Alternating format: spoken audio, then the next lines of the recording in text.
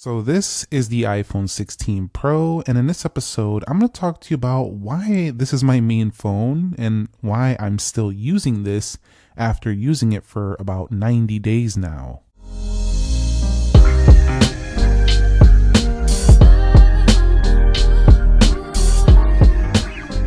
So what is up, guys? Nick here, helping you to master your technology. And to get this video started, I do want to give you some context here so you know where I'm coming from with this video. So I did make a video why this is my main phone here in 2025 about 2 months ago on my second channel, the Morning Ackerman channel, which if you want to go check out, you can. I post things I don't usually post on this channel, but I talked about why I've been loving this product and I still have not switched off of it. Now, to keep things in context, the other day I also did a 9-month review on this phone. Now, the review is more of my standard take on this. This is going to be more personal, where I talk about why I personally keep using this product. So let's go ahead and talk about the very first one, and that's going to be its comfort and size in daily use. Now, I know you would probably think, oh, well, tech YouTuber is going to be using the most highest and top of the line device, and that is true. I do tend to really stick to the Ultras and the Pro Maxes of the world. But lately, I've been really digging the more comfortable size, even though this 16 Pro Max is, in many people's eyes, the top dog in the iPhone lineup. This is essentially the same phone, just in a more comfortable size format. Now, where it really tends to feel more comfortable is one-handed use. Even though it does have these thin bezels, which have made it a little bit more wider than the 15 Pro, which I think is even more comfortable than this. I like the improved battery and the improved thermals on this phone over the iPhone 15 Pro. I also find it much more comfortable when you're using this product in bed at night. For example, if you got to write your schedule for the next day, or you're reading some content, you're watching a quick video, just when you're laying down and you don't want a huge phone hitting you in the face, when it falls on your face. I'm sure some of you had that happen before. This one is just a little bit easier to grip. It's just a little bit more comfortable in that space. And also with this size, I've noticed that even though this size is smaller, I haven't really found it to be a problem when it comes to displaying content. The iPhone 16 Pro Max wasn't really showing me an extraordinary more amount of content. And while I do like the media experience better on the Plus or Pro Max for watching a video, generally this is still big enough. It's kind of somewhere in between the older 6.1 and like the older Maxes, the 11 Pro Max, so 6.5 inch range phones, and the newer iPhones. So it kind of feels like that, but into a smaller body. So size and daily use has been phenomenal. It's also got enough heft that when this phone, the iPhone 16 Pro, is in your pocket, it doesn't really feel like you can't feel it. You definitely feel it there, while also not weighing down your pocket. So it strikes a really good balance between weight, thinness, size. It's not super thin, but it's definitely thin. And it's overall just a really good balance, somewhere in between. And I just haven't wanted to get off of it. I'm thinking about, man, should I just use the big screen? Like, I get more space, but I just really haven't found myself coming to feeling like I have to do that, especially considering on the iPhone space, we don't split screen on the Max and we don't have anything taking real capabilities of that larger display. So I thought when I was coming from the Pro Max that I was going to be really suffering when it comes to the battery life, but this phone really shocked me and lasting pretty much all day, every day. Yes, does it get lower than my Max by the end of the day? Absolutely it does.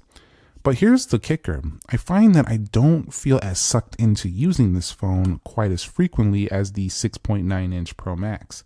So I'm not actually hooked to this phone as frequently, which is good for less distraction, I would say, than the monstrous Pro Max. And so the battery life, while the Pro Max did offer me about an hour and a half to 2 hours more battery life day to day, I kind of use this phone about an hour to an hour and a half less than the Pro Max. I mean, the Pro Max, I'm like using it more and not even going to my iPad. Whereas with this one, I find myself going to my iPad for more media consumption and using this more as a phone.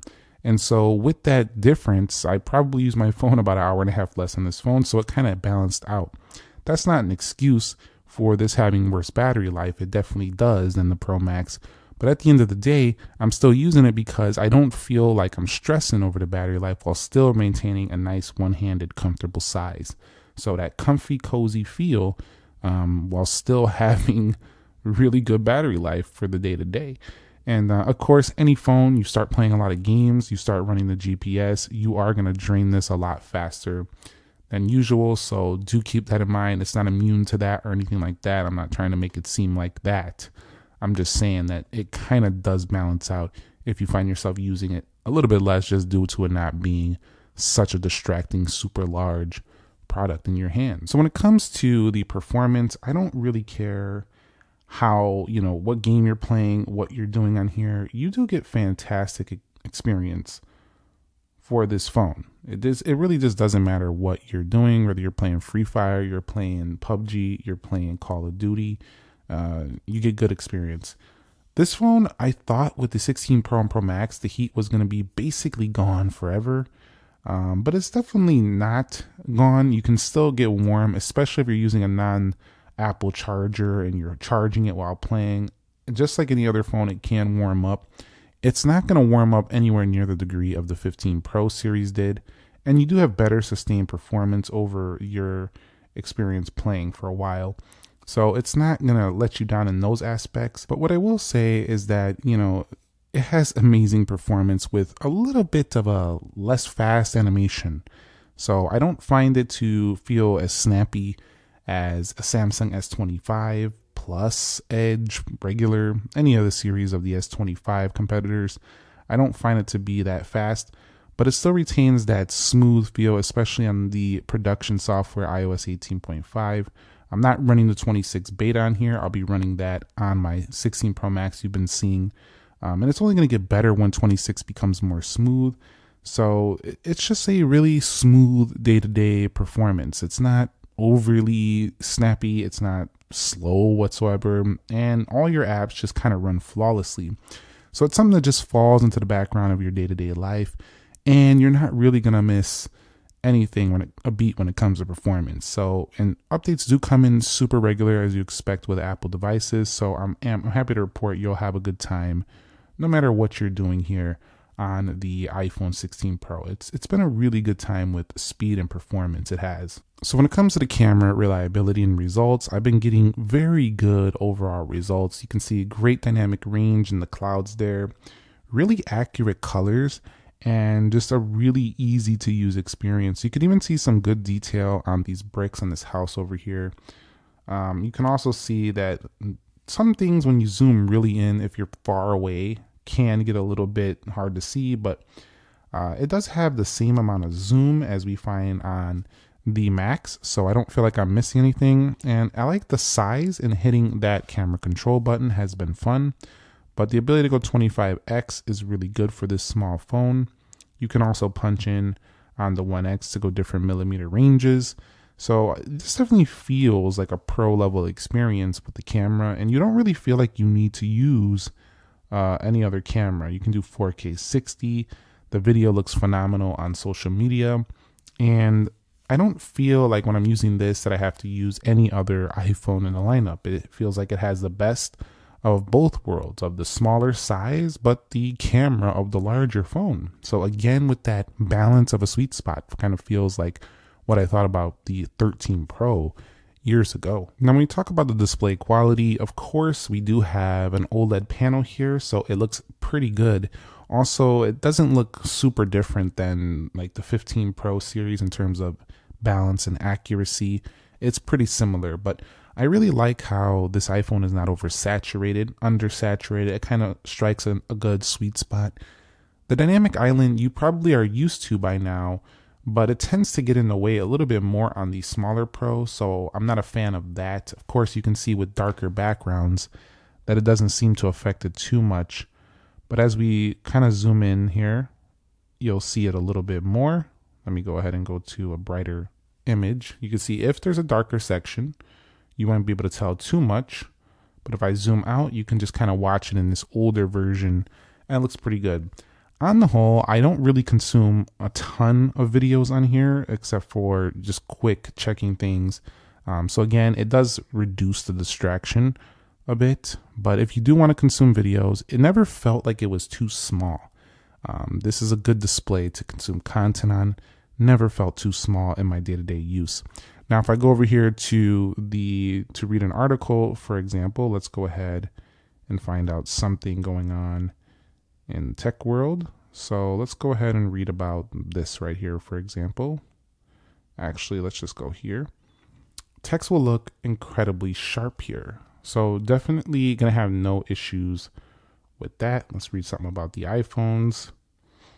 And you'll see incredibly sharp text. Really no issues whatsoever there. So I definitely like the overall resolution, the overall color balance, and also it gets plenty bright. However, I am looking forward to seeing more brightness, as this phone doesn't get quite as bright as the competition. It still never let me down. In everyday use, the display has been smooth and great. So this is one of the reasons why I'm still using this product. And the next one is the integration of hardware products. Like the Apple Watch Ultra integrates extremely well with this product. However, I do use G-Shocks pretty regularly, but the Apple Watch is my main smartwatch for tracking fitness and things of that sort. And definitely I find that, you know, the ability to switch out bands and stuff like that is pretty cool. But just the way this matches up with the iPhone and the Apple Watch app here, it feels very compact, like a nice portable setup using this and the smaller Pro. Versus the Max feels like a little bit of a heavier setup for sure. But if you want an even lighter setup, you can get a smaller Apple Watch, like a Apple Watch SE 42 millimeter, something smaller like that. It'll feel even like a lighter setup than this one right here.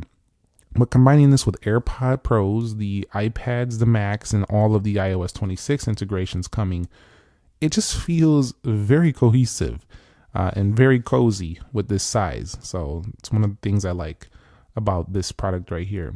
Build quality and durability also is pretty superb, although I found out the hard way that this is not bulletproof here in terms of quality. You'll definitely, if you drop it, you will see some nicks and marks. I got some here on the iPhone 16 Pro Max. I've gotten over it, but at first my OCD was going out of control for stuff like this, and people wonder why my phones look clean, because I cannot stand little scuffs and scratches on my device. Yes, I'm one of those people. I don't like it, especially when I pay those prices. I don't like it. I don't like those scratches and scuffs all over the device. Now, the speaker and microphones have been pretty good on here.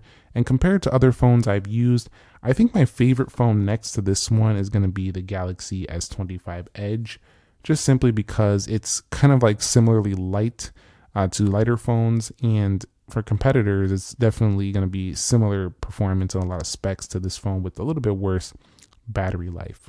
So, Nick, you've been talking about everything you like about it, praising it, but is there anything you don't like about this phone after this becoming your main device? And you probably think that, oh, he's just going to switch pretty quickly. I do have to rotate phones for reviews, but me personally, probably going to switch again with the new 17 series. So that's pretty obvious. But what I don't like about this phone right here is I don't like the dynamic island. I just simply don't like how it takes up space on the display. I know it's pretty fun to use for some people, but it's just, I don't like it. I'd rather have no dynamic island, full screen on here as well. I also don't like how this phone, I don't really like the weight of it. I know I can feel it in the pocket, but I'd like to see thinner battery technology and a thinner design on the future Pros. I don't know if I'm going to see that. We'll probably just see that with the Airs, but it's just not my favorite thing. I wish this had all this power, but a little bit lighter. I know you got to make some compromises if you want longer battery life, but we're seeing with the carbon batteries that it is a possible thing to do. And other than that, I don't have really too many other complaints about it. The camera control button has been a little glitchy a couple of times. That has been a little bit annoying, but I really struggle to find too many problems with it. It just doesn't have a lot of problems. It's not a problem phone. It's one of the best ones you can buy right now. So let me know your thoughts about the iPhone 16 Pro. Do you think I'm off base? Are you like, no way, I'm sticking with the Ultra, I'm sticking with the Max of the world? You're just using that because you're having a little hiatus from your favorite big boy phones. Let me know your thoughts. I'd like to discuss with you down below how you feel about cozy one-handed flagships versus big boy Max, big boy Ultra flagships down below in the comment section of this video. Thumbs up if you enjoyed it. Subscribe if you haven't already, and I will catch you all in the next one. Nick here. Be sure to be well, and peace.